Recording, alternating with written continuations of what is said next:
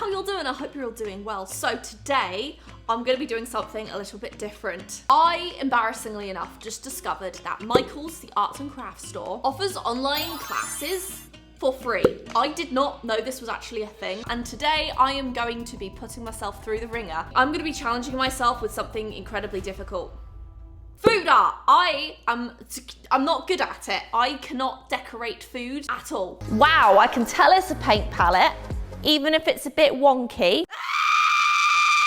About 4 years ago, I did actually make M&M out of M&Ms. I feel like these classes are really good because you can take classes in things you're not good at, and food art is my biggest weakness. I don't have a lot of hope in myself to do a good job with this, but I sum myself up. So I'm currently stood here waiting for the class to start. It starts at 4 p.m. So I think it's about time we get started, and let's go. I will leave a link in the description to like the classes that you can sign up for on Michael's. This is not sponsored by Michael's, by the way, which it probably should have been considering the whole video is about the supplies from Michael's, but it's not. It is, however, sponsored by Anna Louisa, who, by the way, my necklace is last chance. I have to let you know again that it's last chance. So if you did want to get one, I strongly recommend that you do, because this is my favorite necklace that I own. I absolutely love it. It's basically a really fun necklace to fiddle with and spin around. One side has the sun, one side has a rain cloud. Basically represents the cycle of life, and once it's gone, it's not going to be available again as far as we know. But yeah, they currently have a last chance sale right now, so if you did want to get your hands on one, I will leave that in the description down below. It's 14 karat gold plated, will not turn your skin green, and I, myself, my mum, and my friend all wear this every single day without fail. So again, I'll leave that in the description down below, and thank you to Anna Louisa for sponsoring this portion of today's video. Now, before the class starts, they provide you with like a list of the things that you need. So I went to Michael's and I purchased the buttercream icing mix they recommended, the cake drip. I did not buy these donuts from Michael's. I couldn't find any pink ones, so I did actually buy some food coloring, thinking I could like melt some chocolate and make them pink somehow. If not, they just might be boring looking donuts, but they smell good.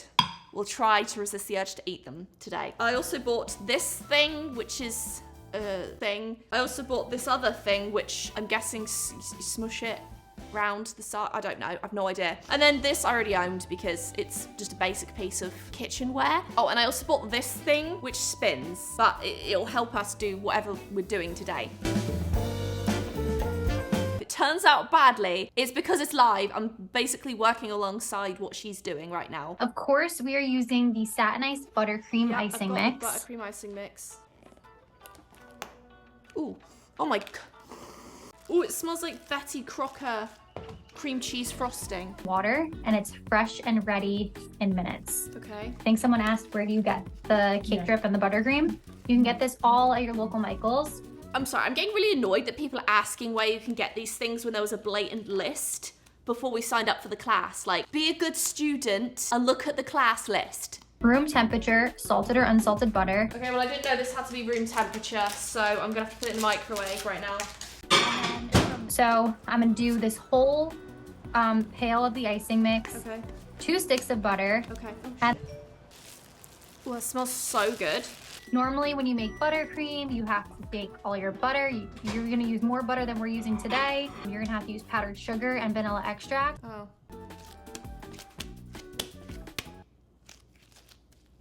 Okay, we're just adding the butter in. And I'm just gonna start mixing. Okay. I don't have an outlet here, so I've got to move it. And then we're gonna begin mixing it again. Again?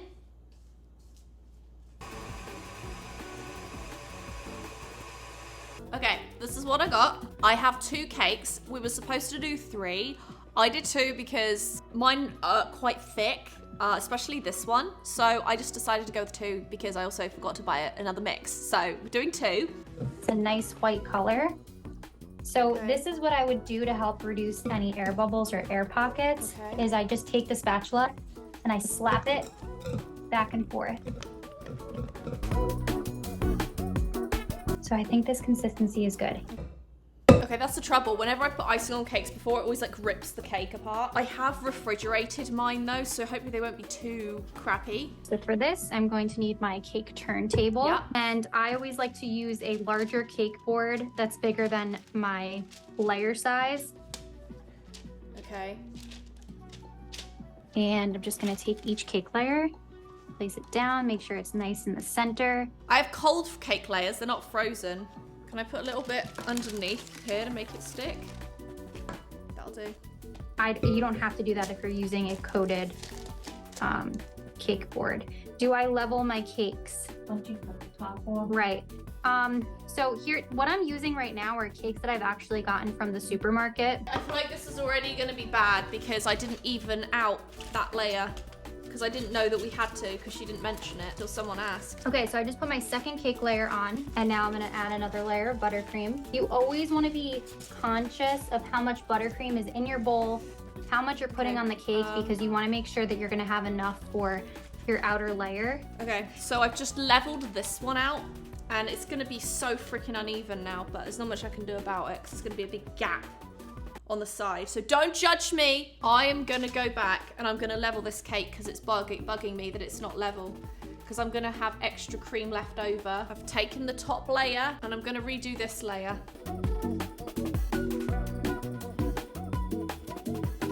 Okay, so that's the first layer. Adding the second layer back on. So now it's even. It looks wonky, but that's even. Mine has way more bubbles in it than hers does.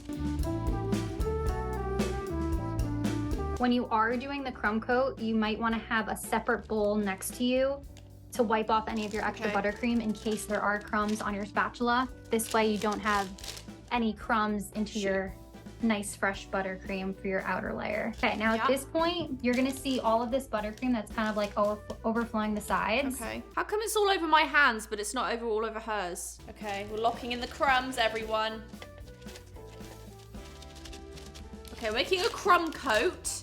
I actually made my mum's 50th birthday cake because her 50th was in 2020 and we just didn't eat out or get anything like from outside the house. So I made the cake and I remember doing a crumb coat and I didn't really know what it was. Oh God, I'm making a mess.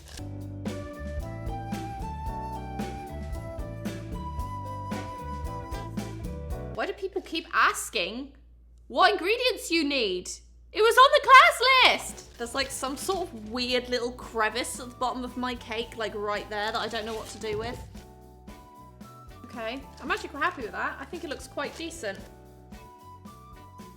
I am actually super happy with that. Look how good my cake looks. It looks pretty decent. That's the best looking cake I've made before, so I'm quite happy with that. Her workspace is so perfect, and there's me. Oh shoot, it's off center. When I'm frosting my cake, I always start with the top.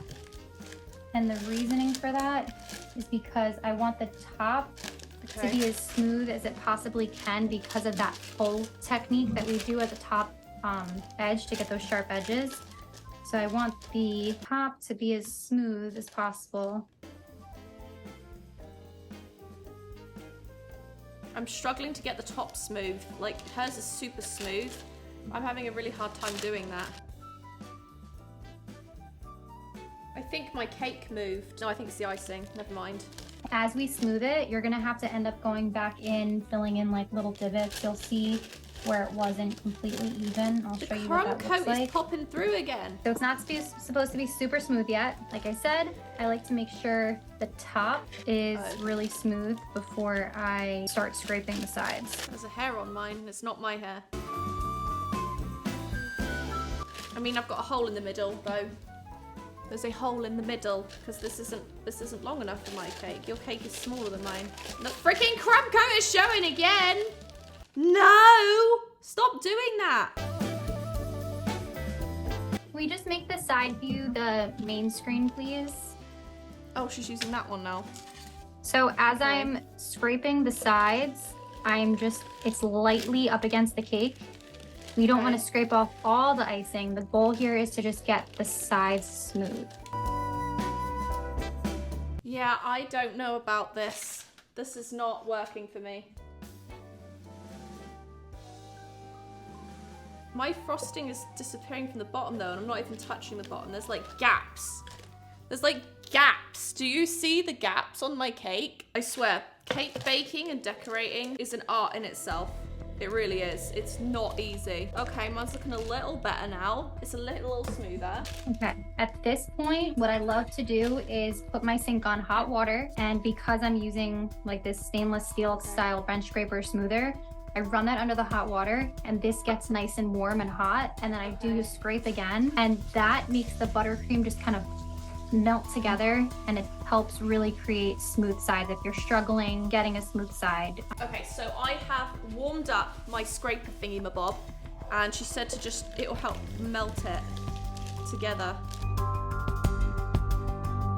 Any of this excess buttercream, we are pushing forward to the center. Some of it's gonna come off onto the spatula, some of it's just gonna naturally smooth into the top of the cake.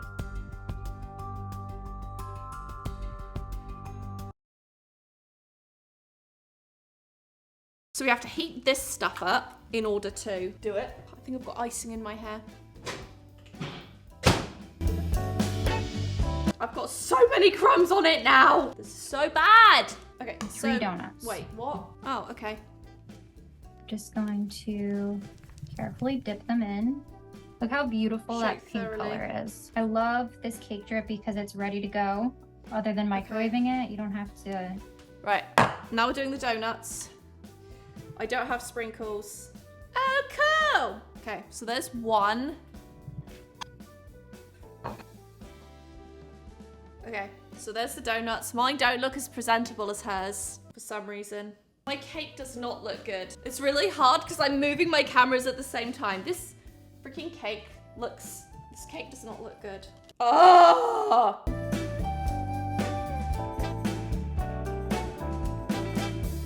That is so cool, what the heck? So I'm just gonna randomly squeeze it, and then I'm gonna use the offset spatula. Now I can hide all my mistakes.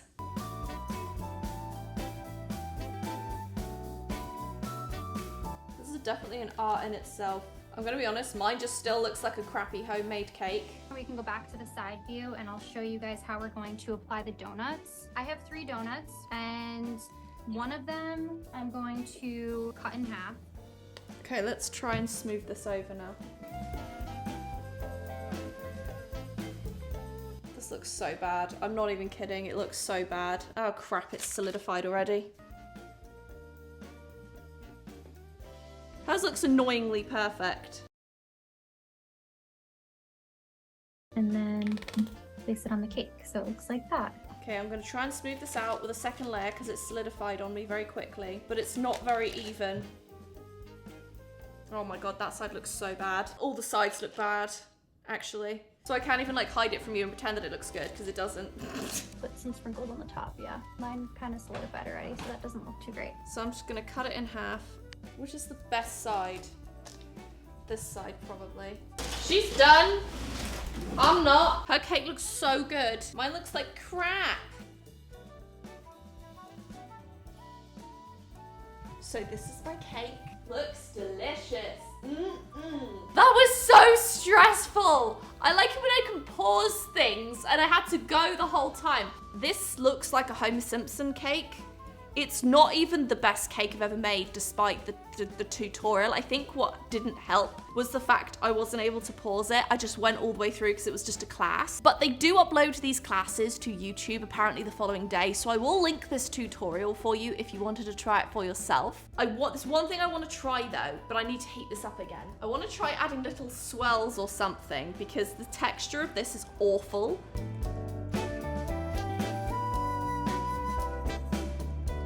This looks better, but still bad.